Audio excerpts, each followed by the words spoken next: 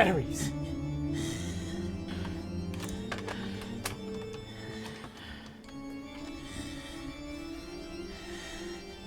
Power, Igor. We need more power. Yes, Master.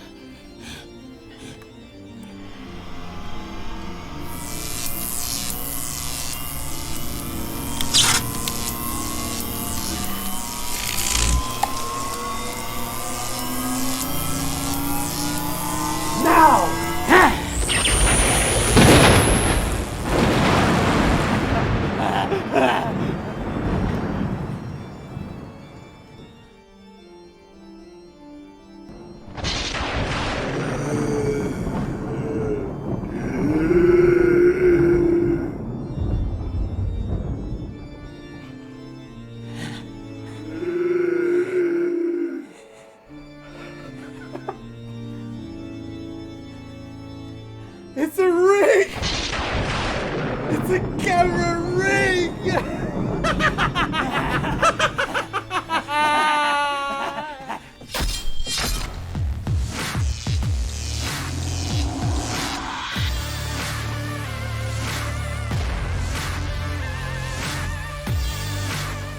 Warning, the savage filmmaker is a beast. His camera rigs are to be used at your own personal risk, and he takes no responsibility for your camera exploding into a million pieces by attempting any of his 6K Pro builds.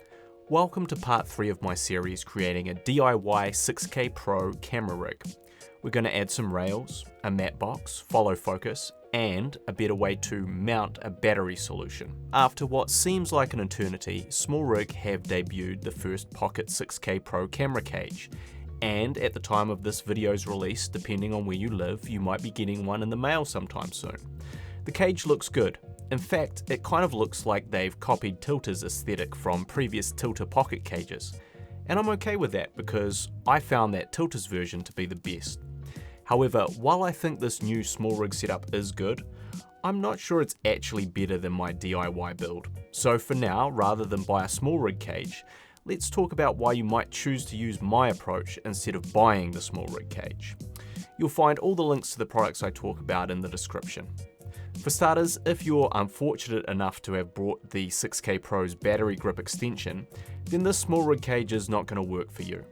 But with some tweaking, my DIY rig will fit by simply adjusting the height of the top and bottom piece and changing the alignment of the screws slightly. So if you want something that'll hold everything together with your battery grip attached, all in one, this will absolutely do the trick. However, it does push the bottom plate so far away from where the lenses are placed, you'll struggle to get a follow focus or matte box to fit this setup if you are wanting to use rails. Personally, I would still suggest ditching the battery pack and choosing a V-mount to provide power to the pocket. But this does provide a more secure way to attach more than just the battery extension for run and gun work. The other benefit my DIY rigs have is the additional wooden handle grip. You can buy an extension handle grip for the new Smallrig Pocket 6K cage, but it's going to cost you a lot more than my version, which conveniently stays permanently attached to the side rail mount without taking up any significant extra room. Prior to this build, I never had a side handle for any of my cameras, but the way that the Pocket 6K's camera body is designed, an extra grip makes the rig super stable when going handheld. And holding it with both hands using this grip tucked against my body for a third point of contact has become my new go-to position when filming handheld. Now, if you want to take this rig a little further, let's look at some additional pieces.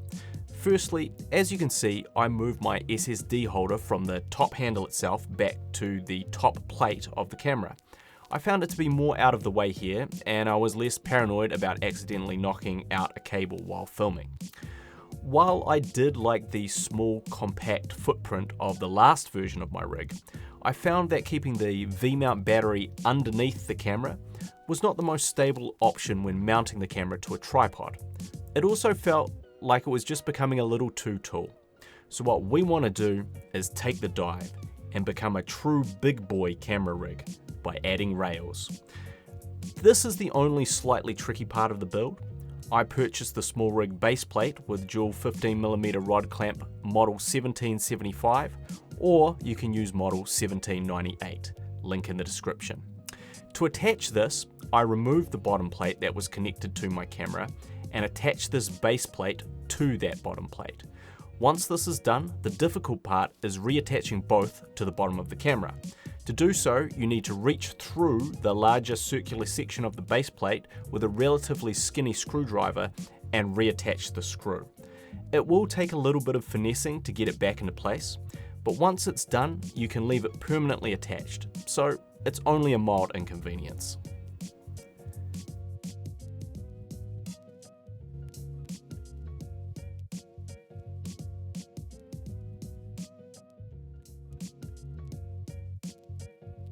Underneath the new rail base plate, you'll want to attach a long Manfrotto tripod plate. A short tripod plate won't completely fit across the base plate, but a long one with two 1/4 inch screws will fit neatly on the bottom of the new Smallrig base plate. This does two things. First, you can easily slide your camera rig onto your tripod at any time securely and quickly, and you can leave it attached forever, so it's going to save you a lot of time going from handheld to tripod and back again. Secondly, the long base plate will help to balance your camera body and prevent it toppling forward when attaching a longer lens. Now we've got our base plate and tripod solution sorted, we want to insert rails. The Smallrig carbon fiber rails are great. They're light, cheap and strong. If you use the Sigma 18-35 lens, I would go for longer rails. Otherwise, you won't be able to get all your peripherals on all at once. So go for the version that is 30 centimeters or 12 inches, or perhaps even a touch longer. If you find them slightly too long, you can always make them shorter by shaving off one of their ends. But if you go too short, you've just wasted your money. I found that the 30 centimeter rails were just long enough, but I would have actually liked an extra couple of inches. Now, we have our new base plate and rails. It's time to add a follow focus and matte box. Firstly, for my follow focus, I use the Fugue DP3000M2. It's by no means the best follow focus, but it does the job and works just fine for most situations. It's affordable, and it hits about the right mark in terms of price to performance ratio. Now let's talk about my matte box. I use the wooden camera 4x5 Zipbox Pro with a swing away bracket. So what's good about this matte box? It's extremely light. The swing away mount means you can quickly and easily swap lenses. But, and this is a big but, there are much cheaper matte box alternatives from Smallrig and Tilta. What I don't like about those options is that they are fixed to the front of the lens. I like to mix up my lens selection on shoots, which means if I use this type of matte box, I'd constantly have to screw on and off the matte box when changing lenses. And I'm all about speed and efficiency. However, the wooden camera matte box, for what it is ridiculously overpriced, which is a problem with many items from wooden camera. For a company branding itself with wood, their constant overpricing leaves me permanently flaccid. So, unless you have deep pockets, I don't recommend the Zipbox Pro. And to be quite honest, unless you shoot in bright direct sunlight, with the built-in ND filters of the 6K Pro, having a matte box is, in my opinion, completely unnecessary. You might be able to save your money altogether. In many situations, the matte box is going to be more for show than it is for practical use. That may sound silly, but at the end of the day, you want your client to perceive you as a professional with a professional camera and kit. That's why they're paying you a professional rate for your service. Most clients won't understand anything about the brand of camera you're using, but when they see that matte box on the end of your camera, they'll believe you're a legit baller. I don't agree with this perception, but it is what it is. Now we have the front end of the camera sorted. Let's talk about the back end. This is where we're going to attach our V-mount. We need two pieces for this, a cheese plate and a V-lock plate. I use the Cambati battery cheese plate with 360 swivel rod clamp.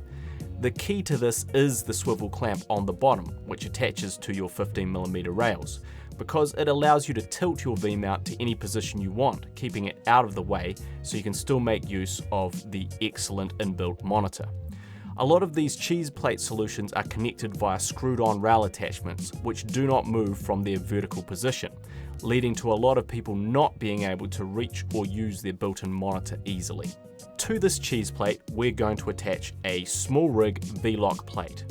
And now we have a place to put the V-mount battery, which we will simply and easily slide onto the rails behind the camera. Smallrig do provide a more elegant solution that combines these two plates, but at the time of recording it's not available until June 2021. So for me, it's not worth the wait. From our previous rig build, we have the top handle solution. Now, looking at this rig once it's completed, it has gotten pretty big, but it's actually surprisingly light. And more importantly, it's really resolved the balance issue that the pocket suffered from when completely stripped down.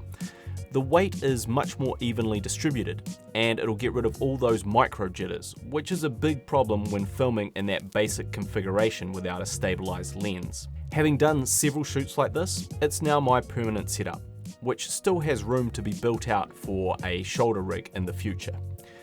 So there you have it, the new and improved Franken-rig. I hope you found this helpful. If so, please consider giving it a like and subscribe. And if you'd like to support this channel, please check out the links in the description to watch my new feature film Older, available free on Amazon Prime and Tubi. If you enjoy it, maybe consider giving it a review. As always, I am the Savage Filmmaker, and I'll catch you on the next one.